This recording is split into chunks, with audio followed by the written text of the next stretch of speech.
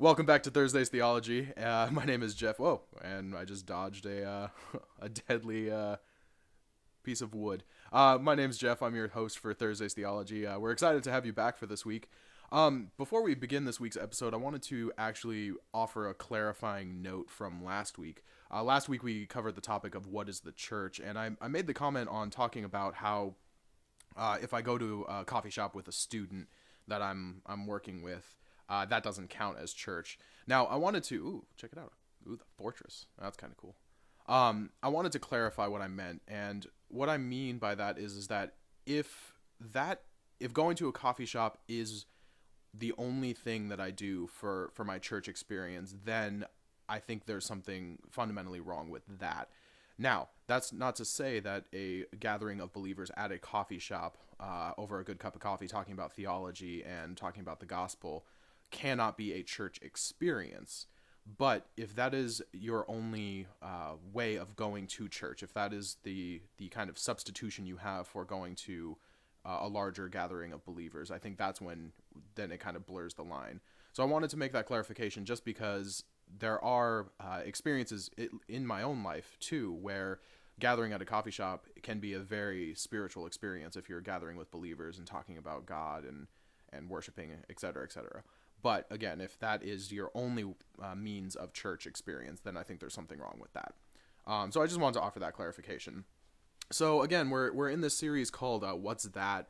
And the whole purpose of the series is to kind of cover some of these ideas or words or thoughts that are kind of... you gotta be kidding me. Just a side note, Drake would have died so many times if this was reality. But since it's a video game, we can just sit back and be like, what the heck is going on? So anyway, enjoy him swinging because any other human would die. But anyway, we're in the series called What's That? And we're taking words and phrases that are kind of thrown around church where they are not really explained. We're just kind of it's assumed that we know what they're talking about or what they mean. So this week we're going to talk about what is communion. Now, communion to me, growing up, was this weird thing of, you go and you eat some bread and you drink a little juice cup, and that was communion. But as I've grown older and kind of read about it more and prayed about it more and experienced it more, it begins to mean a lot more than just eating bread and drinking wine. Of course, as a kid, I wasn't able to drink wine. I had grape juice, and all the churches I've been a part of have done grape juice. I know some traditional churches do wine, and believe me, I would love to be part of those churches. But anyway, that's not the point. So the point is, we're going to talk about this idea of what is communion. So at its very core, communion is a... got him. Okay, good. Communion is a gathering of believers around a table. Now, I'm going to use kind of a bad analogy, but it's the best one that I can use to kind of explain what communion is. So think about Thanksgiving. Thanksgiving is this gathering of friends and family around a table, but it's only once a year. It's a specific purpose. It's a specific day.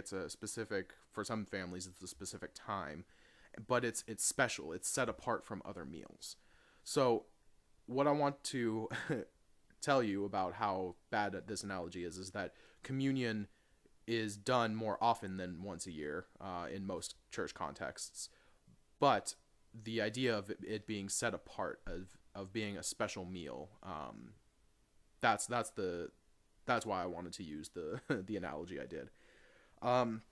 So think of Thanksgiving. It's a meal that's set apart. It's a meal that means something more and different than any other meal that you go through. So throughout the course of this episode, I want to try and tackle 3 different points. 1, communion is symbolic. 2, communion is leveling. And 3, communion is sacred. So let's start off with the first point. Communion is symbolic. So the context of when communion happens, we're actually going to be looking at the Gospel of Matthew's account. This is in Matthew chapter 26. And this is the famed Last Supper. So this is the night before Jesus is betrayed, arrested, beaten, tortured, and crucified. And he is in Jerusalem with his disciples celebrating the Passover meal. Now, the Passover meal was very much like Thanksgiving in that it was a yearly celebration where the Jews from around the Judea and blanking on the name. Northern Israel. Anyway, all the Jews from around Palestine were supposed to come back to Jerusalem and celebrate the Passover meal. Now, I'm not going to take a lot of time to explain what the Passover meal is, just because that in and of itself is an episode, but suffice it to say, Passover was a yearly celebration by the Jewish people to remember what God had done for them in the Exodus. So basically, it was a opportunity for the Jewish people to gather together and remember and honor God for bringing them out of slavery in Egypt. So that is the context for where the Last Supper happens. So basically what Jesus does is he goes into Jerusalem with his disciples. They go to a place, we from the gospel account, all we know is that it's called the upper room. So it was a room that was above, it was the second story of a house where the disciples gathered to have this Passover meal. So remember, Jesus and all of his disciples were Jewish men and women, so they knew that they were going to celebrate the Passover in its traditional sense. So this Passover meal was nothing new to them. They had all been celebrating it for their entire lives.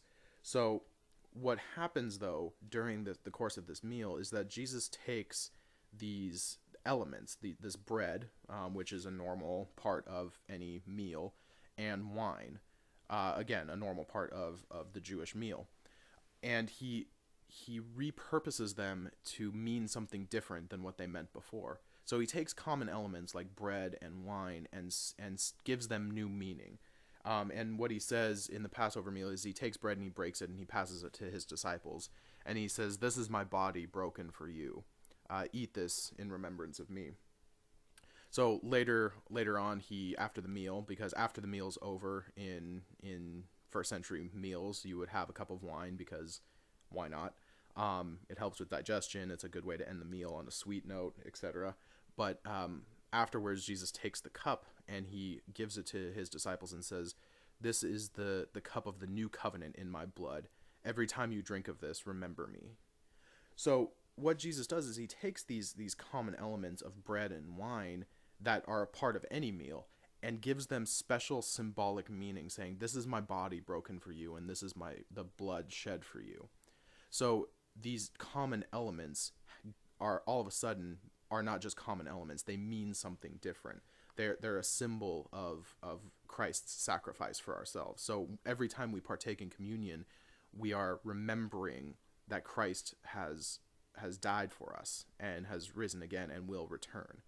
So that is how communion is symbolic. Now, I hate it when they have shotguns. Oh, he doesn't have a shotgun. Never mind. So that is how communion is symbolic. The second point I want to cover is communion is leveling. And what I mean by that is, oh, come on. I hate it how when you, and there's the, yep.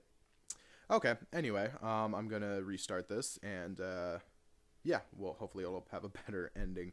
Okay, so second point, communion is leveling. Now, what's going on here in this point is that communion has this effect of, oh, sweet, treasure. Communion is leveling in that it takes people from different economic backgrounds, different racial, ethnic backgrounds, different gender backgrounds, no matter where you come from across the spectrum, communion is something that you share together. And that's one of the very few things in not only first century context, but in our own contexts that bring us and bind us together. So in essence, what communion does is that no matter where you come from, no matter what background you have, when you come to the table, you are sharing in fellowship with all believers. Now, the way that I have thought about this as I've been preparing for this episode is the idea that we all have different backgrounds. Somebody watching this in, say, Europe is going to have a completely different context, completely different background than me, who is currently sitting in rain-soaked Santa Barbara. But the fact is that we're human and we have hunger and thirst in common. So no matter how wealthy someone is and how poor someone else is, or no matter what ethnic background you have, we all have hunger and thirst in common. So when we come around the communion table, we're not only experiencing something sacred, which we'll get into in a little bit, but we're experiencing the satisfaction of eating and drinking. So satisfying those core needs that we have of hunger and thirst. So when we sit at the table, we are sitting at a level place. There's no hierarchy. There's no somebody eats better than somebody else. No, there's nothing like that. It's we all have hunger and thirst in common, and we all experience the satisfaction of those needs together as equals around the communion table. So an example of this is actually how how terrible this is, and what I mean by that is, let me back up. So one of the biggest figures in the New Testament is the Apostle Paul. Now, the Apostle Paul basically was one of the leaders in the early church. He actually persecuted Christians for a while, and then his conversion experience completely transformed his life. We'll talk about Paul in a future episode. But the reason I mention him is that he writes these letters, and this is what pretty much the entire New Testament is comprised of, is the Gospels and Paul's letters and a few other things intermixed in there. But he writes these letters to different churches in different contexts. So the church in Corinth has a different problem to deal with than the church in Ephesus or the church in Galatia. So he writes these churches addressing the specific needs of the congregation and the church there. So in his first letter to the Corinthians, he wrote two. So in the first letter to the Corinthians, in 1 Corinthians chapter 11, Paul notices that something is going wrong with communion. Now, basically, Corinth, where Paul is writing to, is a very wealthy city. You have an extremely high-class population, a well-off population, and an extremely poor population. So when it came to communion, what was happening was that the rich people were coming in and throwing themselves a feast, a banquet. And then after they were done, they would let the poor people come in and just eat what was left over. So what had happened in this context, in this community, is that the rich people were throwing parties for themselves and separating themselves from the poorer people when it came to communion. So there really wasn't any fellowship. There wasn't any really experiencing equality among the communion table. It was the rich people were coming in eating first, then leaving the scraps for the poor people. So Paul writes to this and says, like, no, you have your own homes to do that. In the first few verses of 1 Corinthians 11, he talks about how, don't you have your own homes that you can throw feasts and drink in? This is different. Communion is different. The communion table is supposed to be different than what you do normally. So Paul emphasizes that communion is a very leveling thing because, of course there's a zip line down there. Paul mentions that communion is a very leveling thing because the point is that you share it with your brothers and sisters, no matter what their income bracket is, no matter what their ethnic background is, no matter what their slavery or freedom status is. The communion table is supposed to be equal and open for everybody. So Paul talks about how communion is supposed to be this leveling thing. Now, the last point I wanted to make on communion is that communion is sacred. So symbolic and sacred kind of go hand in hand, but later in that same passage in 1 Corinthians 11, Paul talks about how communion means something different than just bread and wine. So when you eat it, you're partaking in this sacred event.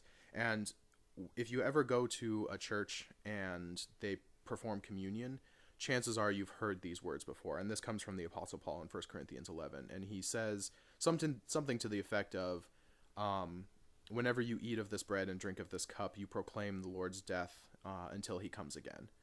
Those are Paul's words to the Corinthians.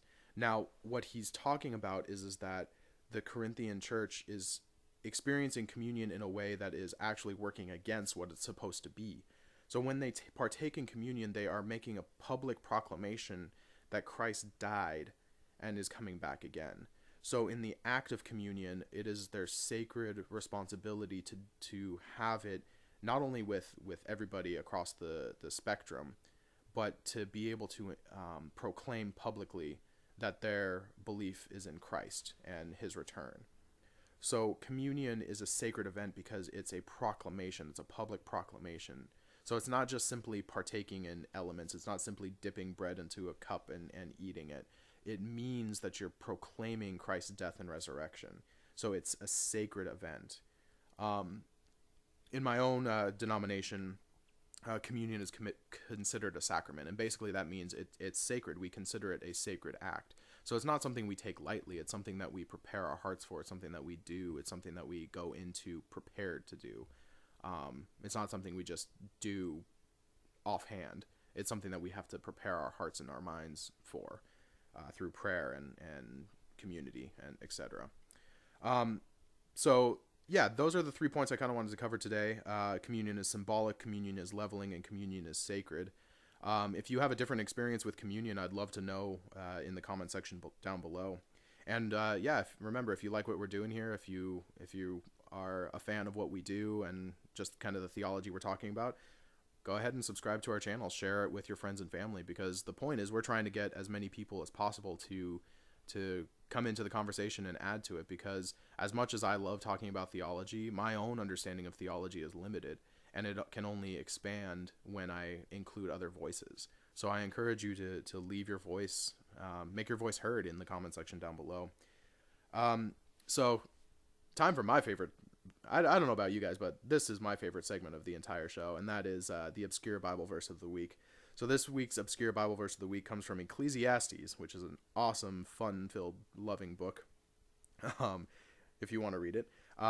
This is Ecclesiastes chapter 9, verse 9, and it says, "Enjoy life with your wife, whom you love, all the days of this meaningless life that God has given you under the sun, all your meaningless days, for this is your lot in life and in your toilsome labor under the sun." And again, Ecclesiastes is a very happy book. I highly recommend you read it. And all joking aside, it is a really, really good book. But again, out of context, it can kind of seem weird.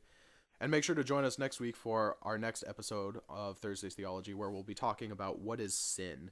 Now, sin is one of those very polarizing concepts in the Bible, because there's a lot of people that are called sinners, and the church goes about it saying like, oh, you're a sinner, you need to repent. So we're going to kind of cover that next week in discussing what is sin. So make sure you join us for that.